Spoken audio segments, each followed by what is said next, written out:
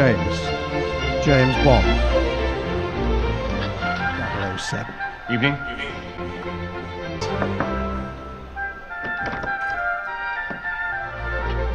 Mr. Bond, Your Majesty.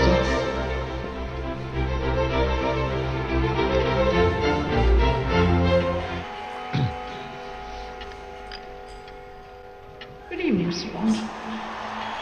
Good evening, Your Majesty. 2012 was a fantastic year to be a Bond fan. It marked the 50-year anniversary of 007 on the big screen. Bond was everywhere again. Fans were treated with the Bond 50 Blu-ray box set, which of course I bought the very first copy of in my town upon its release date.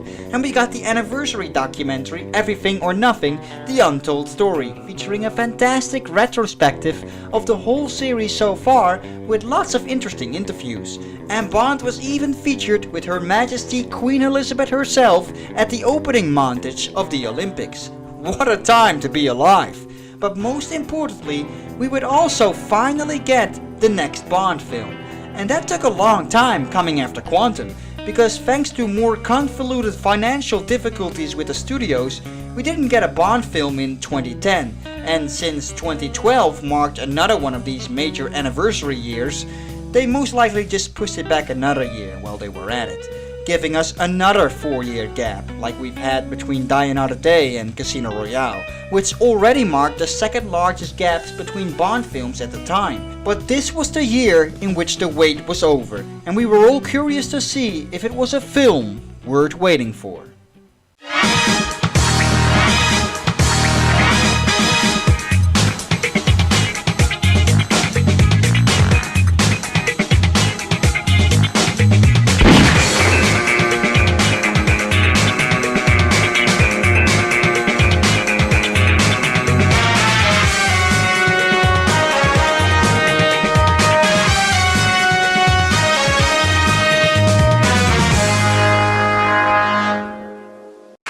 Thank you all very much. Thank you all for coming. This is a great day.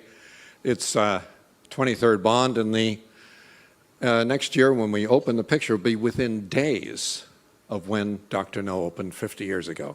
So it's our golden anniversary, and we're really looking forward to making a fantastic picture. We got a great crew, great cast. And now I want to confirm the worst kept secret in London, the title of the film.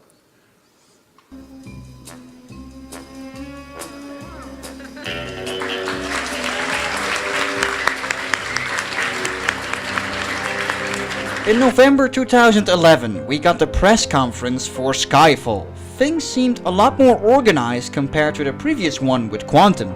The actors actually seemed to be aware of what kind of film they were going to make, and there was a lot less confused faces among the cast, and the title was very intriguing, sparking some discussion as to what it could mean. All we knew was that it had something to do with Bond's past. We also got a new director in Sam Mendes, and at least he wasn't talking about incorporating the 4 elements into his film, which in itself was already a big relief.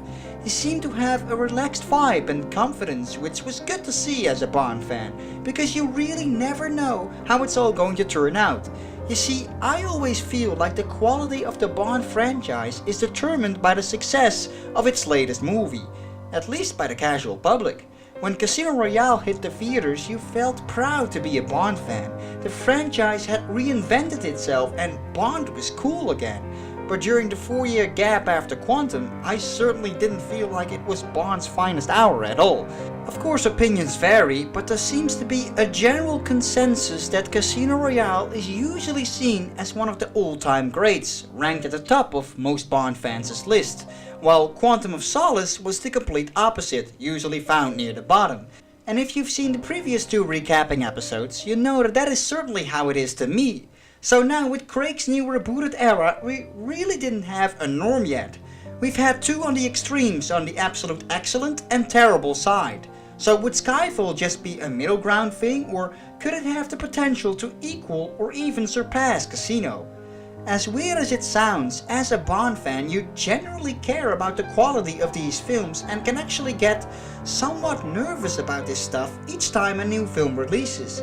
You just want to see it do good again in the face of the public, especially after seeing that it wasn't the case with Quantum. Then the royal premiere hits and the goosebumps and the excitement takes over, combined with all the goodness that they threw at us in 2012. I was definitely hyped to the absolute max to go and see this. The filmmakers immediately hit you with the realization that again there is no gun barrel. This time at least there was no confusion that the film had actually started though, as we immediately recognized Bond's silhouette. I guess it's a stylistically okay opening to start the film with, but the traditional gun barrel at the start is just something us Bond fans want to see when a Bond film begins. And its absence was kind of a shame. We don't get that much time to ponder about it anyway, as we quickly jump into action. Bond is out in the field in a more modern take compared to what we are used to, wearing an earpiece in direct contact with M. He's instructed to leave a dying fellow agent he wants to stabilize for the greater good of the mission. It's pretty rare to see Bond in this cold professional setting, obeying M like this in the field.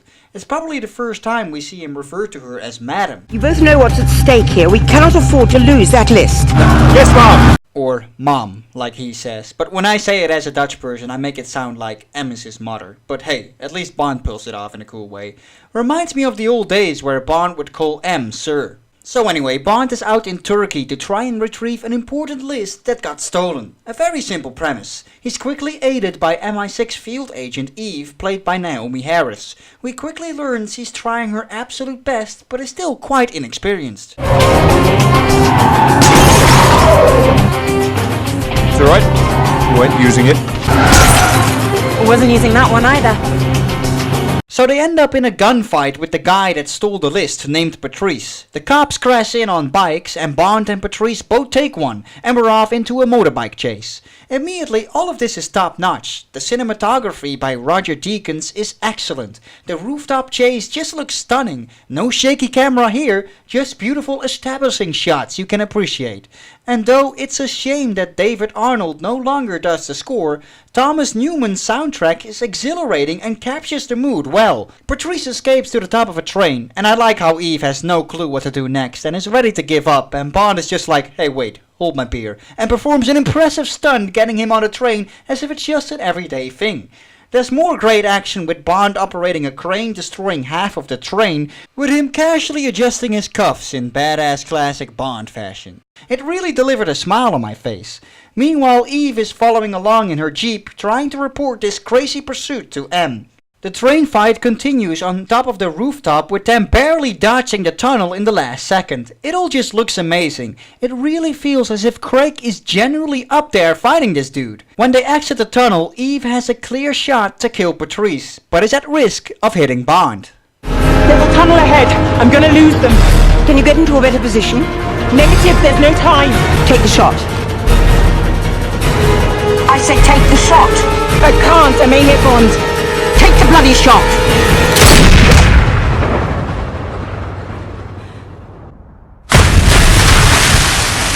And just like that, the cinema was silent and we get a depressive reporting of Eve. Agent down. This was an amazing opening. Of course, everybody knew Bond couldn't actually be killed in the pre-title sequence, but we all really felt the impact of that shot. They played these tricks back in the pre-title sequences of the Connery Bond films too, but this one felt a lot heavier. Believe it or not, but upon first seeing just this pre-title sequence in the cinema, I was already feeling more engaged and impressed than I felt during the entire run of Quantum of Solace. This time it was clear what was going on in the story and in the action. Shots were in frame for longer than a few seconds, and when Bond performed something crazy, you were actually able to see what was happening instead of being left confused. We move into the title sequence, performed by Adele. I would say she's the best female title performer since Tina Turner. This is the end. Hold your breath and count to 10. It's great that she received an Oscar for it. It's been decades since the Bond franchise received an Oscar. Daniel Kleinman thankfully returns in the designing of the sequence, and again, it's probably the best one since his work on GoldenEye. I did really like what he did with the Casino Royale titles too, feeling very fresh and new, but this one brought things back to the classics, the silhouetted hot naked chicks, beautiful engaging visuals, actual hints of the story that is to follow, and I really like how Craig's Bond is always included in some way in all of his title sequences. Skyfall was off to an inspiring start. So back at the MI6 headquarters, M is already writing Bond's obituary. She's then summoned by the new chairman of the Intelligence and Security Committee, Garrett Mallory, who is played by Ralph Fiennes. He pressures M to retire after losing that most important list that contains the identity of various MI6 agents. It's clear that MI6 is at a crisis here, fighting an unknown enemy. This is made even more clear when M's computer gets hacked and her office blows up. So immediately we know that whoever this guy is not mucking around, taking on one of the world's most secured places with the press of a button. Meanwhile, Bond of course is alive and well, banging a random hot chick in some secluded area of the world, living his life, casually drinking some Heineken on a bed, clearly dissatisfied without any real purpose in his life. Craig intentionally looks like a mess, held together by pills and alcohol. I also like that scene of him being the life of a party at some random beach bar, downing a drink with a scorpion on his hand, still effortlessly being the macho man that he is. But as soon as Bond finds out terror has struck MI6 back in London, he quickly returns to help. Where the hell have you been? Enjoying death. 007 reporting for duty. Of course, M is not the least bit surprised that Bond has survived. I mean, of course it's completely implausible for anyone to survive a gunshot and a massive fall from a bridge like that. But he is James Bond, the embodiment of survival. So I really like that M is not surprised, and neither should we be. I also really like the banter between Bond and M here. The shower might be in order. I'll go home and change. Oh, we've sold your flat. Put your things into storage. Standard procedure on the death of an unmarried employee with no next of kin. Should have called. I'll find a hotel. Well, you're bloody well not sleeping here. Because MI6 has been attacked, they set up shop in a different HQ. This time they don't move to Scotland, like when it happened in The World Isn't Enough, but instead they move to an underground base in London, which was once part of Churchill's bunker. Rory Kinnear returns from Quantum of Solace, by the way, playing Bill Tanner, M's chief of staff. He becomes a familiar face that we grow accustomed to during Craig's Bond films. Naomi Harris's Eve is also very likable, and it's clear that Bond and her establish some flirty banter between them. There's only 4 ribs. Some of the less vital organs. Nothing major. He means his cock! Anyway, so Bond has to be declared fit for duty again, having to do a series of fitness and shooting tests. It's clear that Bond is not at his A-game after he's been shot, struggling with pull-ups and even his shooting skills. He's clearly getting on a bit. It's a young man's game.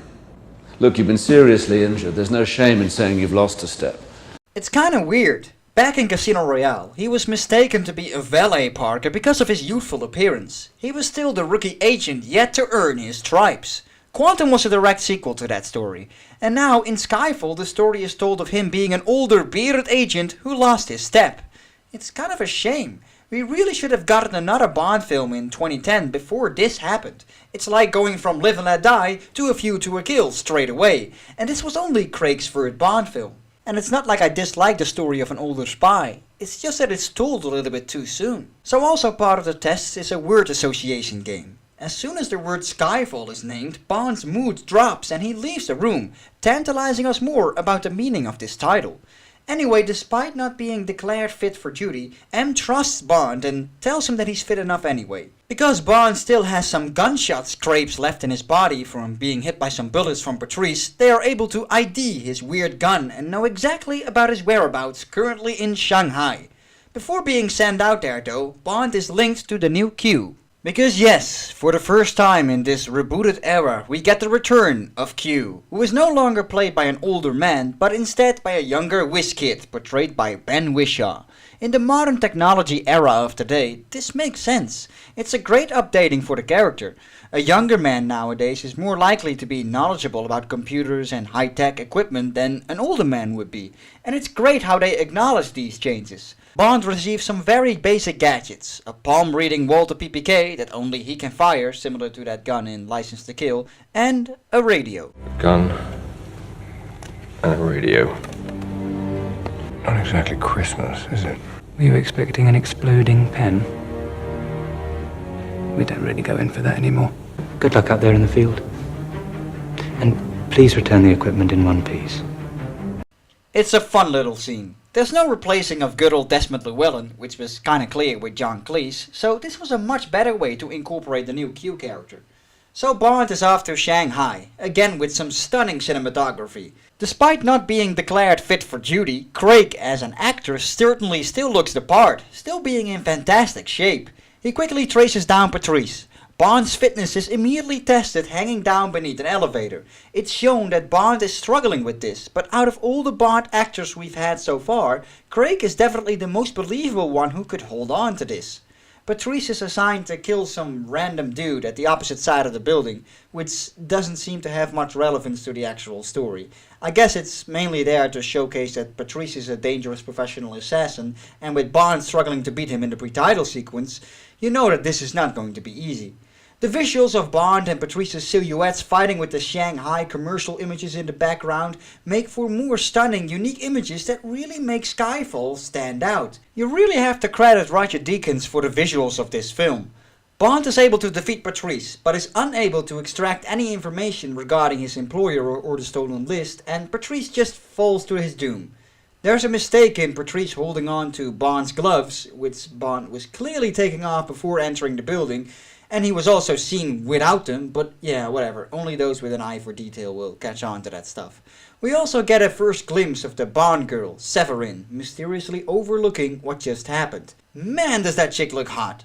Upon inspecting Patrice's briefcase, Bond discovers a chip of a casino in Macau, his only lead of where to go to next. Meanwhile, M is clicking on obvious ads that we were taught to never click on, but she does it anyway, and it directs her to the main villain's YouTube channel, where he posted the first 5 agents. I really wonder what kind of comments this guy would get. There's another great scene of Bond reuniting with Agent Eve, in quite an erotic moment of her shaving Bond, removing a lot of years from his age with that grey beard now gone. I keep talking about how great everything looks in Skyfall, which doesn't have the reputation of being the best looking Bond film for nothing, but it really shows. Like in the moment where Bond is moving towards the casino, it just all feels like classic Bond, a beautiful exotic location that only Bond would come across. The music, the oriental setting. It's all amazing. The same goes for all the camera work in the casino, with a nice tracking shot of Bond scooping the place out while being in direct radio contact with Eve. He cashes Patrice's chip and receives a briefcase with a shitload of cash. Severin also returns, and goodness gracious me is Benarise Marlowe hot wearing that dress. She's great. And not just in her looks, her scene interacting with Bond is amazing as well. Craig gets to deliver the classic Bond. James Bond. And Severin plays out the mysterious Oriental girl in some brilliant acting, pretending to be more confident than she actually is, while actually being terrified of whoever she's working for, as can be seen with the shaky hand that she has. We haven't really seen a Bond girl smoking a cigarette for ages either. The last time probably was Octopussy back in '83. Remember back at the end of License to Kill how they first had that warning for the health risks of smoking, and Bond punching that dude in the opening of Tomorrow Never Dies? Filthy habit. Ever since the modern Bond films, they seemed pretty against including smoking in their films, but having it return here gives Severin all the more of this mysterious Oriental dragon lady quality, and it fits in well with the whole theme of the casino. Despite doing her best to appear confident, Bond shows his good people reading skills and quickly reveals he knows she is a victim of the Macau sex trade from the tattoo on her wrist. This whole interaction between the two makes for one of the best scenes in the film. When I leave, they're going to kill you. If you survive, I'm on the Chimera. We cast off in an hour. And I love how Bond just casually raises his glass to the guards, knowing they are about to try and kill them. And also how he pretends he forgot something as he exits the casino and surprise attacks them. It's a move that you could see Roger Moore pulling off. They end up in a quick fight in the pit of the casino with the Komodo dragons walking around. This is also where Bond's signature palm-reading gun comes into play, with the guard failing to fire it and being attacked by the Komodo dragons. In additional typical Bond fashion, Bond just gives away the $4 million briefcase, never caring for cash. Put it all on red. It's the circle of life. Severin is nervous whether or not Bond manages to make it to the Chimera in time before they cast off. Of course, as he's taking a shower, he just casually, slides in. So the next morning, Bond and Severin make their way over to the main villain's island. So far, this villain has some serious Dr. No vibes, a mysterious, powerful man that everybody seems to fear, capable of killing from the distance, who lives on his own secluded island. The shot of Bond and Severin approaching the island is beautiful again, by the way. This island is no crab key though. It used to be inhabited, but as we learn from Severin, this mysterious main villain scared them all away overnight by convincing them that there was a leak in the chemical plant, all with the press of a button. At this point of the film, you can't wait to see the big reveal of this villain, and boy does he get a grand one. We finally meet Raúl Silva, played by Oscar-winning Javier Bardem. His introduction scene is one dramatic speech as he slowly approaches the camera in one take. It's really good and probably one of the most memorable villain entrances the series ever saw. I can't help but wonder if there are any blooper videos available of this scene though. I mean, I'm positive Craig made some funny faces while Bardem was trying to deliver his speech. He must have cracked up at some point. Definitely something I would want to see. As you may have already been aware from the Top 10 Bond villains episode I did, Silva is right up there for me as one of the best villains that we've had. So his character is a former MI6 agent who was left for dead by M, hence why he has now such a personal grudge against her. A powerful computer mastermind who is supposed to be a direct evil version of Bond. Even his clothes are in direct contrast to Bond's. He's a very colorful villain and portrays some unique mannerisms we've never really seen before in a Bond film. It's a pretty big contrast to Dominic Green, who was pretty much forgotten before you even left the cinema. There's some great playfulness between him and Craig. The scene of Silva trying to creep out Bond sexually is really funny. How you're trying to remember your training now? What's the regulation to cover this? Well, first time for everything. Yes. What makes you think this is my first time? Oh, Mr. Bond. So Silva informs Bond that M has been lying to him about his physical evaluation tests, trying to convince Bond that she betrayed him by sending him on such a dangerous mission while not being ready. We're then taken outside where Severin is tied down, and in typical Fleming fashion, Bond has to play some dangerous obscure game with the villain, trying to shoot a tiny glass of scotch from her head. It's scotch from 1962 by the way, a nice subtle reference to the 50-year anniversary of this movie, unlike the 40th anniversary where they got a reference in your face every 5 minutes. Bond still seems to have the terrible aim and he misses, and then Silva takes his turn. My turn. I win. What do you say to that? I was pretty shocked the first time I saw this scene. I wasn't necessarily expecting Severin to make it to the end credits, but she was a really interesting and mysterious character that I certainly would have wanted to learn more about. And I was pretty convinced that Bond would have been able to keep his promise in protecting her. But she's just killed off, and because she was quite likable, it leaves an impact.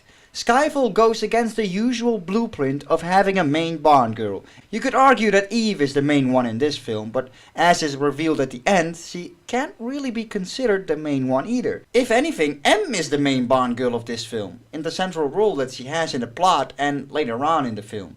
Anyway, with Severin now gone, Bond quickly turns the tables and kills off Silva's goons. He has Silva at gunpoint and has a fun little moment revealing that he's not alone.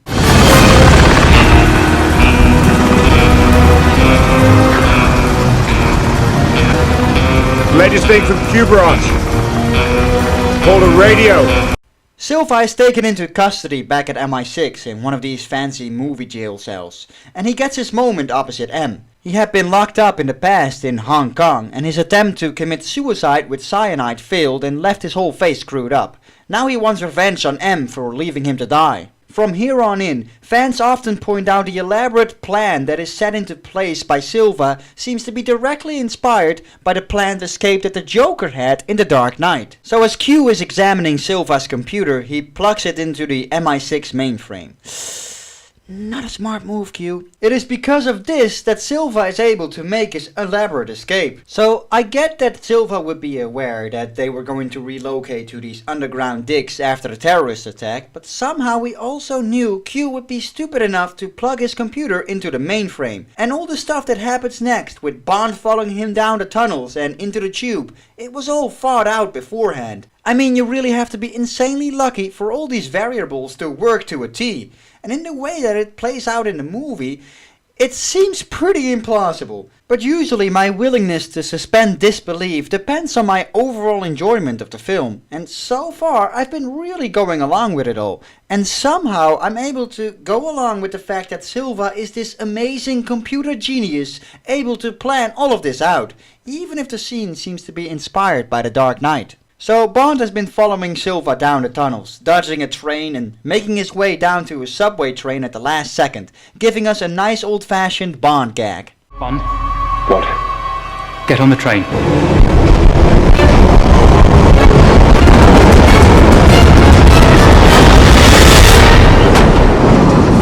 He's keen to get home. It got me laughing, and it's the type of humor I was happy to welcome back. Silva shifts into a cop uniform, and that sneaky laugh he gives off really gives him this creepy quality that Bardem just pulls off so well. This was his first scene they filmed, by the way, and supposedly the filmmakers were instantly convinced they made a right casting choice because of that laugh. I can't argue there. Bond ends up in another tunnel where Silva apparently had explosives planted years in advance for a train to go through at the exact moment. It really stretches things far when you start to think about the insane odds of that playing out in the way that it did, but it does make for a great action-packed moment. Meanwhile, M is at a public hearing. In Skyfall, the question of the relevance of MI6 and the 00 section is questioned, especially with that big scandal of all the leaked agents that gone public. Whatever happened to that list anyway? We never really learn if Bond retrieved it from Silva or not. Who knows? Anyway, it just quickly becomes clear that Silva is after M, ready to assassinate her right at the public hearing, all part of his elaborate thought out plan. Apparently he knew M would be at this hearing at the exact day he would be arrested too. But again, it's a movie. And that's the thing with Skyfall though. Despite its large leaps in logic at this point of the film, its enjoyment factor is really high. And we get this great moment of M reading a poem, symbolically talking about Bond as he heroically makes his way over to try and stop Silva. Somehow Skyfall pulls it off for you to not think about the elaborate plan and simply just enjoy and grin proudly from ear to ear to be a Bond fan. One equal temper of heroic hearts, made weak by time and fate, but strong in will, to strive, to seek, to find, and not to yield. At the end of the poem, Silva bursts into the hall and is ready to take out M, but Mallory saves her and takes a bullet in his arm. Bond soon arrives on the scene and we get a massive shootout scene. Bond seems to have shaken off his bad aim and easily bursts some fire extinguishers to obscure Silva's view. Dude thought about everything, being caught on the exact day of M's hearing. Q plugging in the cables, Bond following him into the tunnels, the carefully placed explosives, the travel schedule of the subway train. Yet he completely forgot about those damn fire extinguishers. It's literally something Bond does all the time. I thought he knew all about 007. So Bond is able to get M out of the building and escapes with her to try and get the advantage over Silva. Bond switches over to a car that can't be tracked.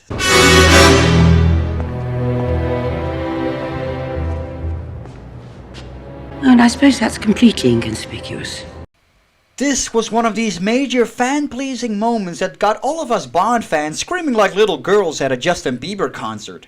Within the context of the film's continuity though, it makes no sense for Bond to have this version of the DB5. We know that the first 20 Bond films are non-existent in this new universe. They started in the rebooted era of the Craig Bond films. In Casino Royale, Bond is seen winning the DB5 from a villain, explaining how he would own the classic Bond car. However, now he has the actual Goldfinger DB5 that has the steering wheel on the other side, the ejector seat, the machine guns and all the other gadgets from Goldfinger. It makes no sense for Craig's Bond to have that version of the DB5. However, admit it guys, we all totally got a massive boner when this thing showed up.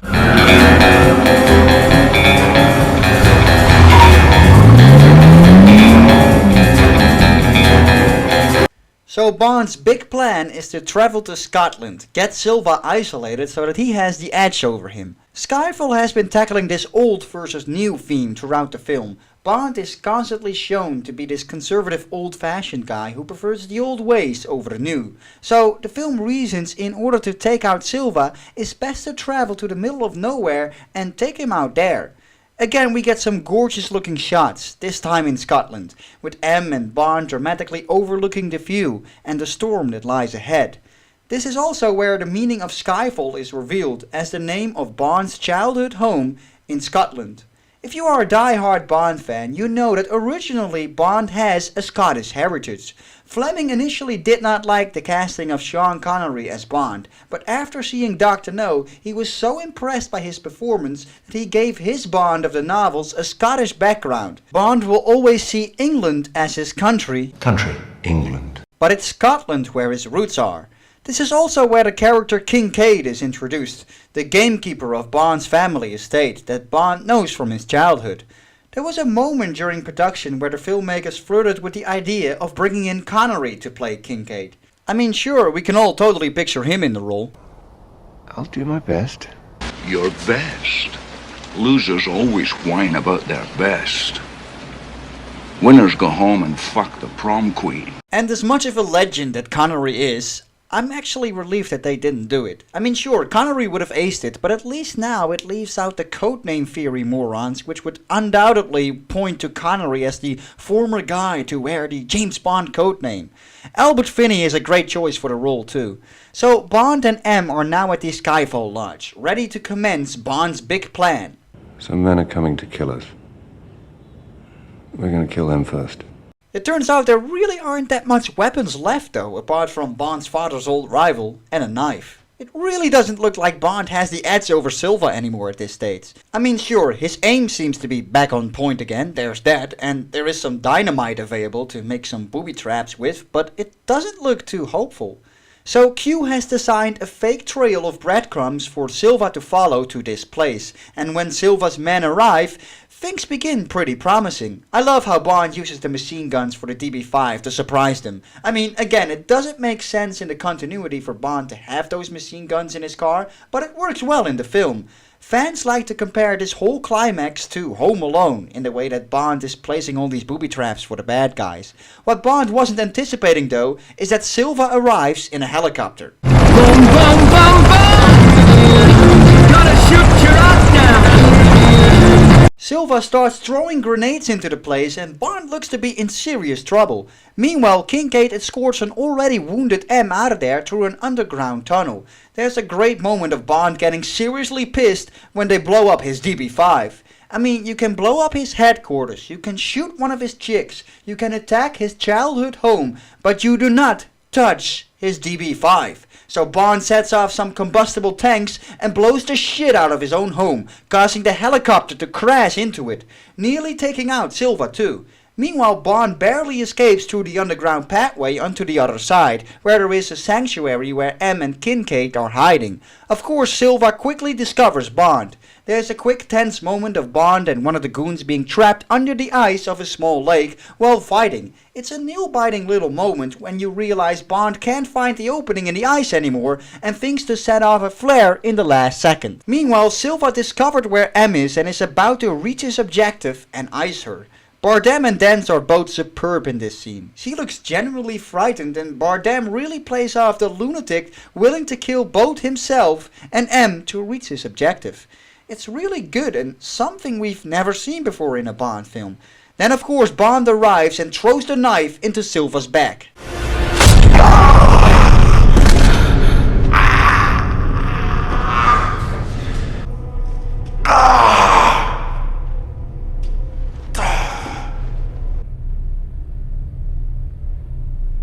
were outstanding. But Silva ends up becoming the only Bond villain in history to actually reach his objective, as M is still heavily wounded and dies in Bond's arms. It's definitely an emotional moment. We all knew the day was coming for Judi Dench to retire from the franchise, and handling that in this way was very sad, not just for the movie, but also for the longtime fans who grew accustomed to her being M since '95. She had been M for what felt like my entire lifetime up until this point. Craig really sells it. I mean, things don't go Toy Story 3 or 4 level emotional, because that shit really gets me, but it's certainly a moment that leaves you in silence. So now Bond is back in London, and if you think about it, despite killing the villain, this is the only Bond film in which he essentially fails. The villain won. I mean, that's pretty darn different. Eve shows up and gives Bond something M left him, the horrendous bulldog statue that Bond commented on earlier in the film. It's a nice little gag. It's also here where things come full circle again within the reboot, because it's finally revealed who Eve was all along. You know, we've never formally been introduced. Oh. Well, my name's Eve. Eve Moneypenny. I look forward to our time together, Miss Moneypenny. Me too. I don't know how I managed to remain in the dark about this at the time, but when I first saw this moment in the cinema, I was genuinely happily surprised. It all made sense. Now, the rebooted era has a Q and a Moneypenny, and we get to see the moments of her and Bond flirting throughout the film, and the implication of whether or not they slept together back in Shanghai is left open for interpretation, as it should be. I'm still happy this whole reveal wasn't spoiled to me somehow, because it really made me smile. Speaking of things making me smile, MI6 has moved shop to an old office of the Secret Service, like the classic films. Tanner calls Bond in, and we get the full-on classic M office with the new successor of Judi Dench's M, Mallory. And seeing this entire setting, Bond in the classic office, receiving a mission dossier, the camera angle, a male M, it didn't just leave you excited about this film, it left you excited about what was to come next. This ending really gave me the chills. So, 007. Lots to be done. Are you ready to get back to work? With pleasure, M. With pleasure. And even having a gun barrel at the end again this time didn't leave me startled, but applauding. This was one of the best endings of any Bond film. The Bond films that step away from the standard blueprint and bring something unique to the table are usually the ones that stand out to me. Skyfall is one of these films. It has a very different story than we're used to, yet it still feels like a great Bond film. And while it certainly stretches logics in its plot, especially when we get to the second half, but it's told in a unique and memorable way that keeps you entertained and invested. In The World Is Not Enough, they already tried to give Judi Dench's M a more central role to the plot, but this is the one that pulls it off in the right way. It's not just her that shines though, it's the entire cast. Bardem delivered a superb villain that will be remembered among the classics for years to come. Béatrice Marlowe was only in the film for about 15 minutes, yet left her mark as an unforgettable Bond girl. Naomi Harris was very likable, and I love that she turned out to be Moneypenny, easily leaving a much more colorful impression of the character than most of the Moneypennies we've had in the past. The same holds for Ben Whishaw, who delivers a fun new take on the Q character. Craig was top notch again too. There's the common saying that every Bond actor delivered their best performance in their third film. Craig was great in this, but so was he in Casino and Quantum, so you decide whether or not that holds any merit. Also, this just has to be the best looking Bond film to date, from Turkey to Shanghai to Scotland. It's all eye candy that looks stunning. I initially came into the cinema pretty nervous after 4 years of living in a world in which the below average Quantum was the latest Bond film. But after seeing that ending of Skyfall, I stood up in the theaters applauding and felt proud again of our beloved franchise. Because this is what we came to see. This brought Bond back to be celebrated just like Casino Royale had done. And if you ask me, this is a Bond film that will continue to be beloved among the greats in the franchise.